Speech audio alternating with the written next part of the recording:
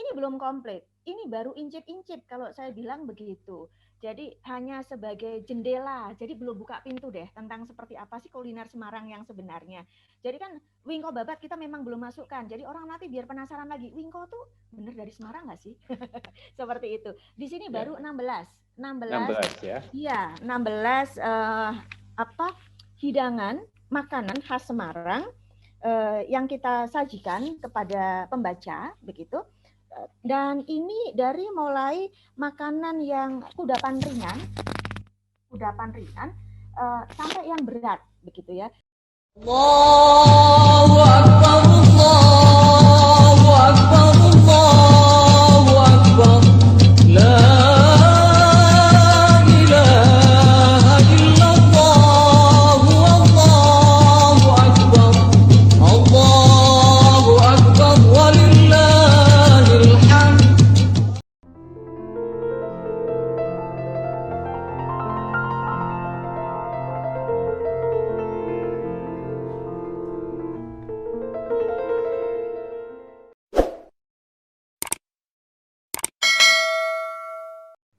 Mufarih Ni'am, fitrah kali ini. Idul Fitri. Banyak orang berlalu lalang di lingkungan, di jalan, di pusat keramaian. Ciptakan kerumunan. Kaum proletariat menyulap diri bak konglomerat. Sandang, pangan, papan lengkap. Bahkan merasa kurang lengkap. Tak peduli gaji tekor, masih ada agunan untuk menyetor. Malam hari lalu, masjid dan musala sepi. Tadarus, tafakur, zikir, serta qiyamul lail sudah dianggap basi. Diganti gaya masa kini. Bukber hingga tarawih jadi mager. Reoni hingga lupa sanak famili disambangi. Fitrah kali ini renungan bagi kita. Puasamu untuk siapa? Puasamu buat apa?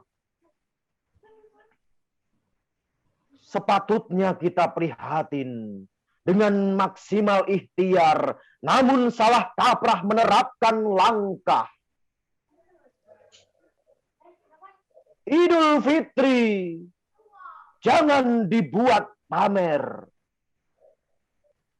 Merendahlah kepada Allah yang luber memberi rezeki. Tetap semangat walau likumu sekarat. Tetap nekat walau lakumu tersendat. Selamat Idul Fitri 2021. Ya. Mudah-mudahan amal ibadah kita senantiasa diterima oleh Allah Subhanahu wa taala.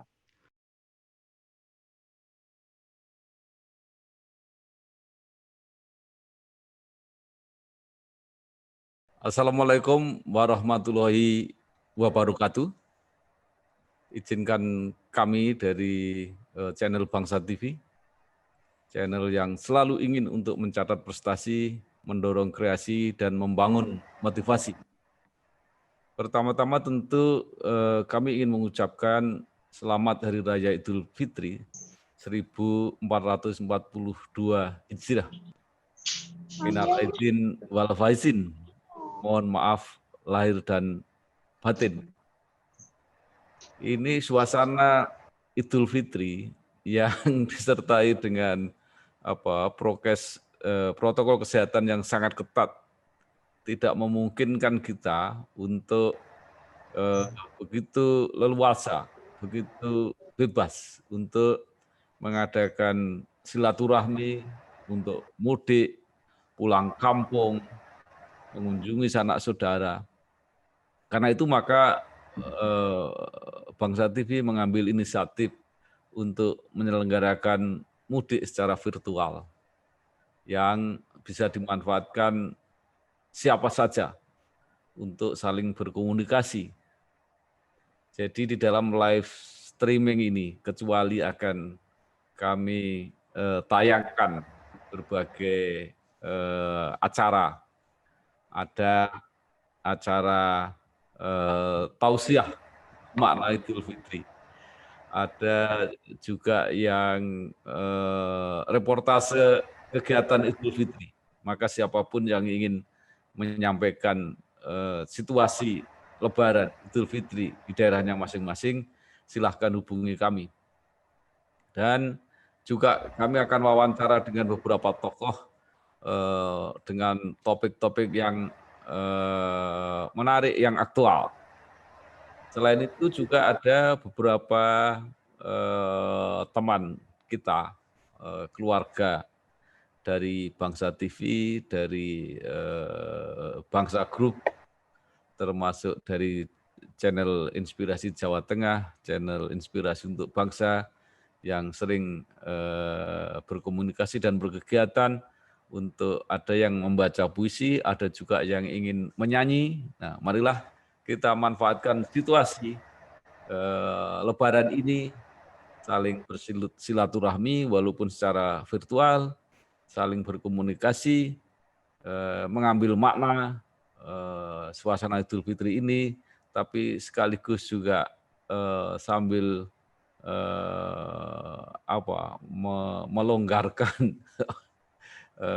kepenatan dengan ada yang menyanyi. Baik, sudah hadir di sini Mas Imam Mutakin dari Blora.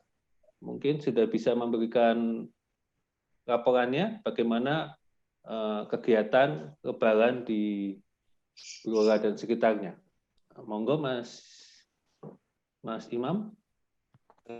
Oke, kalau biasanya dari malam takbiran itu, kalau di desa saya itu biasanya ada takbir keliling, Pak. Tapi untuk 2 tahun terakhir ini karena pandemi, takbir keliling ditiadakan, jadi takbirnya biasa hanya di musola-musola dan di masjid, seperti itu, Pak. Kemudian untuk pagi, ketika sholat itu biasanya kalau tidak pandemi itu setelah sholat Id biasanya kita saling halal bihalal ya Pak, membuat barisan seperti itu, jadi semuanya saling ketemu, saling berjabat tangan, sehingga semua satu desa itu tidak ada yang lewat. Tetapi karena pandemi juga untuk 2 tahun terakhir juga tidak dilakukan untuk halal bihalalnya, jadi cukup sholat Id, kemudian tahlil, kemudian langsung pulang. Biasanya kalau setelah tahlil itu kita ada halal bihalal.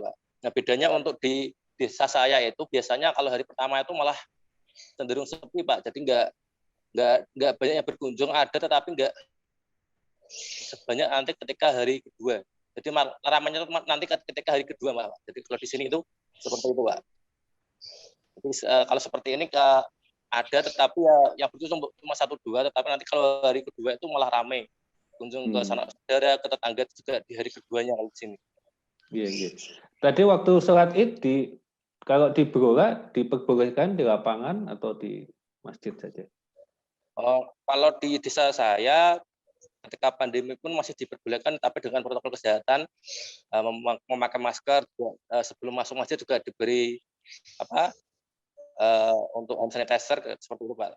Tapi jamaknya memang terbatas, nggak seperti tahun-tahun biasanya. Kalau tahun-tahun biasanya itu sampai meluber ke jalanan, sampai membuat layar di jalan itu, tapi untuk 2 tahun terakhir ini di masjid aja sudah cukup, Pak. Dan untuk jamaahnya biasanya kalau hari normal itu laki-laki wanita semuanya ikut. Untuk tahun kemarin ketika pandemi pertama kali itu hanya laki-laki yang diperbolehkan, tetapi yang untuk tadi pagi itu sebagian ibu-ibu juga ada yang ikut juga diperbolehkan, tetapi dengan protokol kesehatan. Mas Imam, ada berarti nggak ada piknik nggak ada ya ini? Biasanya kalau Lebaran kan pada piknik. Nah, kalau di sini juga agak sepi, Pak. Biasanya kan di Gua Terawang itu kan pasti ada event, Pak. Pasti itu ada event entah mengundang kelompok dangdut mana, dangdut kadang yang terkenal dari Jawa Timur atau Barungan atau apa istilahnya untuk mengisi wisata di Gua Terawang, Pak. Tetapi untuk pandemi ini juga tidak ada seperti itu, Pak. Jadi agak sepi, nggak seperti biasanya, Pak. Kalau di sini yang pusat rekreasinya yaitu Pak di Gua Terawang. Kalau di sini pasti ramai kalau Lebaran. Saya akan mewawancarai Bu yang sudah siap aja, Bu Tirta Nursari, yang menulis buku Jejak Kuliner Semarangan. Nah, silakan Mas Bayu mungkin bisa wawancara dengan beliau. Selamat siang Ibu Bapak. Ya, minal aidin wal faizin Ibu Bapak. Minal aidin wal faizin. Ya. Saya ingin tahu nih dulu latar belakang kenapa kok bikin buku kuliner Semarangan ini. Saya kira jarang ya buku ini ya. Monggo, Ibu dulu saya silakan Ibu. Baik, Mas Bayu juga para pemirsa Bangsa TV semuanya, Pak Bambang Sadono, minal aidin wal faizin. Jadi begini, kalau kita jalan-jalan kemanapun tempat, itu kan pasti salah satu yang dicari adalah makanan khas dari tempat tersebut, kota tersebut, ya dimanapun itu. Gitu. Jadi misalnya di Jogja, gudeg, Jogja itu terkenal dengan gudeg. Gudeg tuh banyak banget. Tapi gudeg itu yang asli yang mana sih, begitu kan? Seperti juga ketika di Semarang, gitu. Ada banyak banget makanan khas kota Semarang, begitu. Tapi sebetulnya apa saja sih, gitu kan? Salah satunya lumpia, begitu kan? Oke, lumpia itu yang identik dengan kota Semarang. Makanya Semarang disebut sebagai kota lumpia. Tetapi manakah lumpia yang sebenar-benarnya lumpia, begitu? Apakah semua lumpia itu memang berawal dari Semarang, gitu? Terus kemudian lumpia yang pertama itu yang mana, gitu kan? Nah, jadi buku ini memperkenalkan bukan saja tentang makanan khas kota Semarang, tetapi makanan yang betul. Dan itu adalah dari mulai generasi pertama. Jadi mulai peracik bumbunya begitu. Jadi bisa dibilang buku kuliner Semarangan ini bukan buku resep masakan, bukan buku masakan, tapi betul-betul ini adalah rekam jejak dari sebuah proses kuliner dari A sampai Z begitu. Dari bagaimana proses peracikan bumbu. Gitu kan? Kisah tentang lumpia itu di mana di situ berbumbu cinta. Lumpia itu ternyata ada kisah cinta yang sangat-sangat luar biasa loh, gitu loh. Antara seorang pendatang dari Tiongkok dengan seorang perempuan Jawa, begitu kan? Ya, ada racikan cinta di situ. Nah, seperti apa kisah cinta siapa? Silakan nanti dilihat buku ini saja, begitu. Kemudian bagaimana mangut bufat. Sekarang ini kan mangut itu ada di mana-mana, ya kan? Dan mangut itu menjadi salah satu makanan kelangenan, begitu kan? Tetapi bagaimana proses peracikan dari mangut itu sendiri? Proses bagaimana awal mula lahirnya resep dari mangut, dari ikan yang tidak dianggap gitu ya, ikan yang tidak dianggap, ikan yang dibuang, tapi ternyata itu memiliki cita rasa yang ketika diolah dengan racikan yang pas, begitu.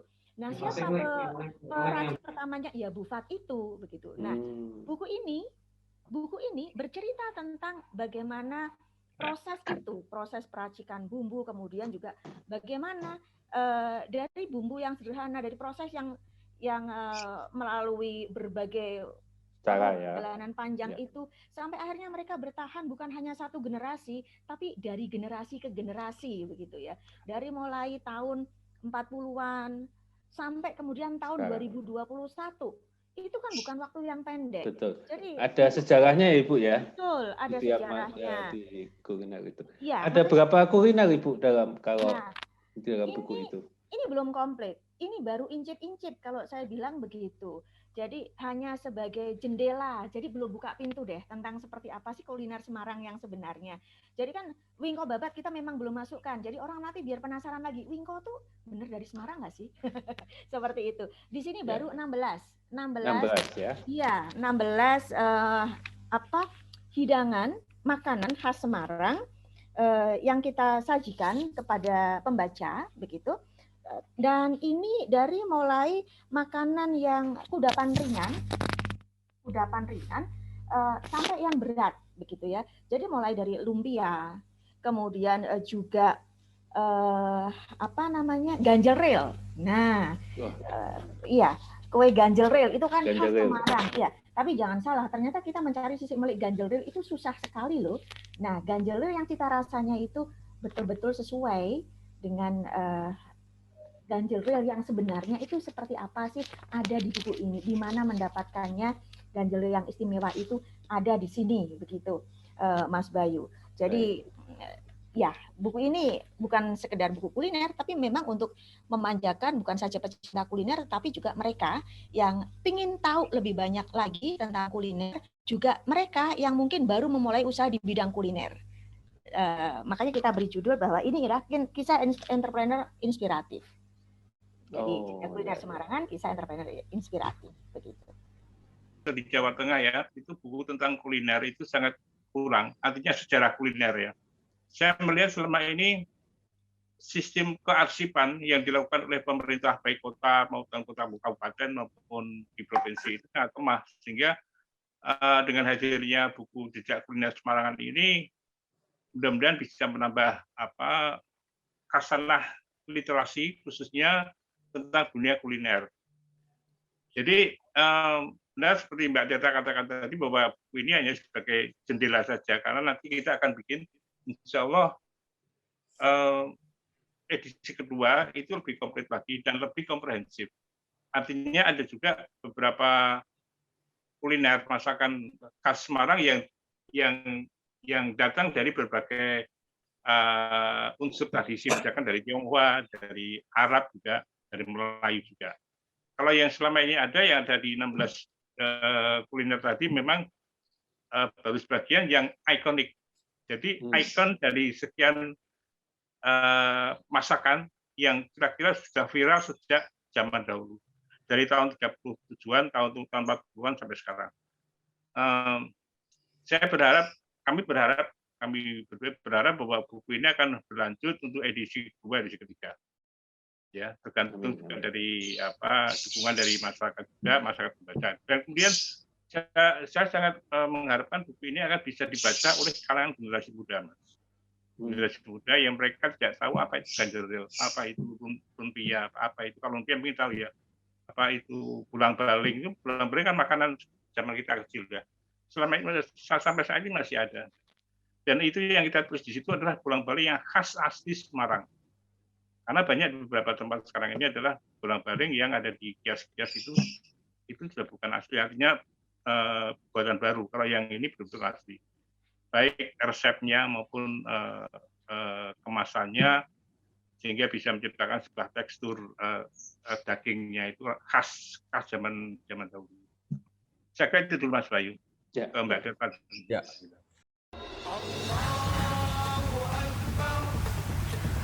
Assalamualaikum warahmatullahi wabarakatuh. Saya Sugiono, anggota fraksi Gerindra, Dewan Perwakilan Rakyat Republik Indonesia, mengucapkan selamat Hari Raya Idul Fitri 1 Syawal 1442 Hijriah. Mohon maaf lahir dan batin. Assalamualaikum warahmatullahi wabarakatuh.